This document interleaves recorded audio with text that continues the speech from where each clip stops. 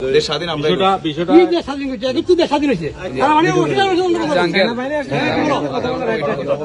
আধা ঘন্টা পর অটোমেটিক বুঝে যাবেন যে কি